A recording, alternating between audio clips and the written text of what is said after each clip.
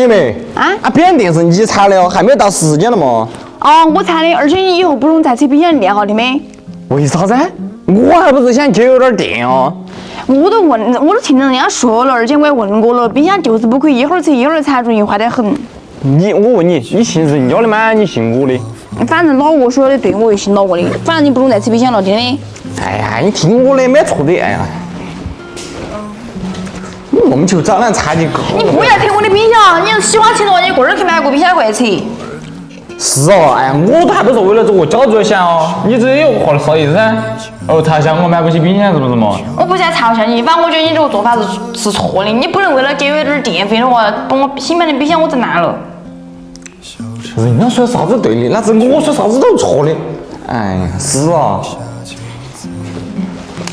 还你这个表我也给你撕了，以后都没用的了。哎，随便你，你还用管我的感受？有没有？哎呦，这儿的妈妈噻，嫌弃宝宝得很喽。妈不喜欢你呀。妈妈嫌弃宝宝找不到钱啊。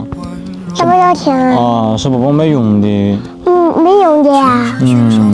宝宝好杂牛个。好讨厌啊。好可怜哦个。好可怜。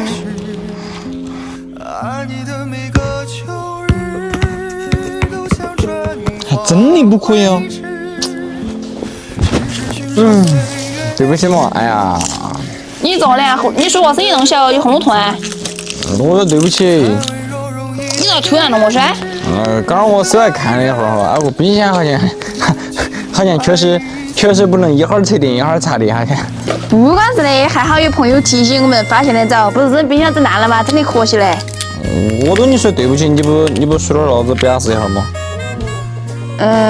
没关系。好，我向你说没关系，真的是。我说什么啥子话了吗？我跟你说，你妈妈才不讲道理哟，真的是。我跟她说了对不起了，还高得很，哎，废话侮辱宝宝，真的是。那咋都不跟我说对不起？哎呀，宝宝不也生气哦。我不生气，我爸爸高兴得很嘞。去打篮球嘛去。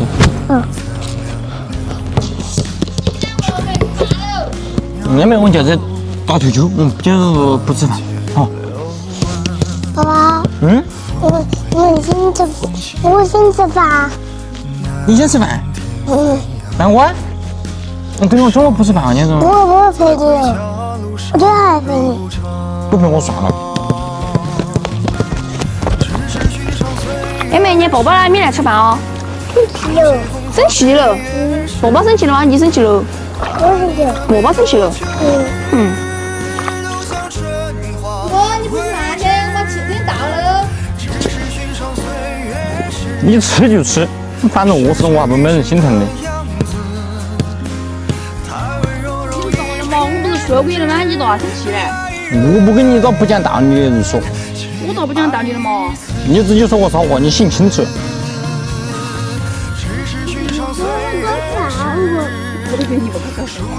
你要说啥子？你说啥子？最后吃饭，我把汽车到了。不。